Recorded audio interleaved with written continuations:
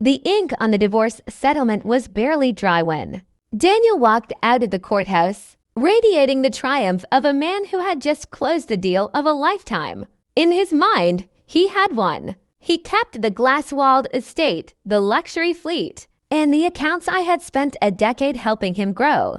My lawyer's apologies were hollow. The prenuptial agreement I had signed in my 20s back when we had nothing but ambition and student loans was a masterpiece of legal entrapment. I left with 2 suitcases and the quiet dignity of someone who knew a secret Daniel had yet to discover.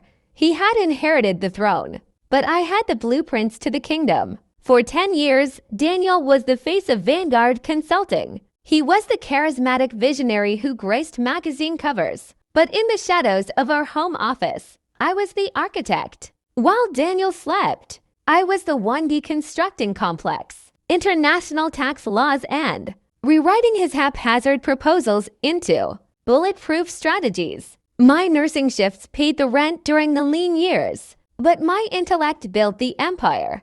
Daniel, however, suffered from the delusion that his ego was the primary engine of his success. As I packed the last of my things, he watched me from the doorway, nursing a scotch. "You've always been resilient," he said, his voice dripping with a condescending pity that felt like a slap. "You'll find your footing." I didn't argue. I simply locked my suitcase and walked out. I moved into a modest, 1-bedroom apartment. The walls were thin and the neighborhood was loud. But for the first time in a decade, my mind was my own. I returned to full-time nursing, finding a strange comfort in the tangible, honest work of the hospital. The first cracks in Vanguard appeared 3 weeks later. It started with a frantic LinkedIn message from Sarah, Daniel's chief of operations. "The overseas expansion is hemorrhaging capital," she wrote. "Daniel is bypassing the risk assessment protocols. He says they're bureaucratic red tape. We're flying blind here." I knew exactly what was happening. Daniel viewed business as a series of grand gestures. He never understood that the red tape he despised was actually the safety net I had woven for him every night for 10 years. A month into my new life, I found it. Tacked inside an old medical textbook was a sleek, silver flash drive. It contained a decade of proprietary forecasting models, macroeconomic risk algorithms, and the internal logic of every major contract Vanguard held. It wasn't just data. It was the brain of the company. Daniel had seized the physical assets, but he had forgotten to secure the intellectual ones. The call came at 2 a.m. on a Tuesday. "I can't find the files," Daniel said, his voice stripped of its usual bravado.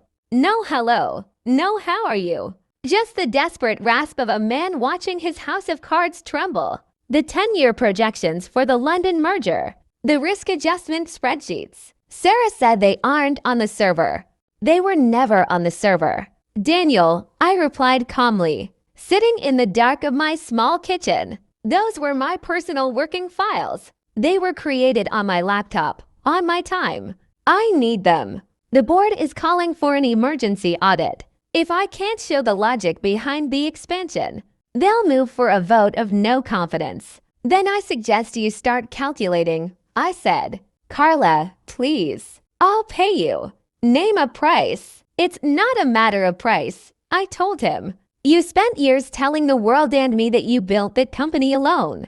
You convinced the court that I contributed nothing to your business genius. If that's true, you don't need my files. You should be able to recreate them." The silence on the other end was heavy with the weight of his realization. He hadn't just divorced a wife. He had fired his entire strategy department. 2 days later, he was at my door. He looked haggard, his designer suit hanging loosely on his frame. He didn't look like a CEO. He looked like a man who had finally realized he was a fraud. "I'll give you back the house," he stammered. "The cars, the liquid assets. Just give me the drive. I can't lose the company. It's my legacy." I looked at the silver drive sitting on my table, then back at him. "That's the difference between us, Daniel. You think a legacy is something you own. I know a legacy is something you are."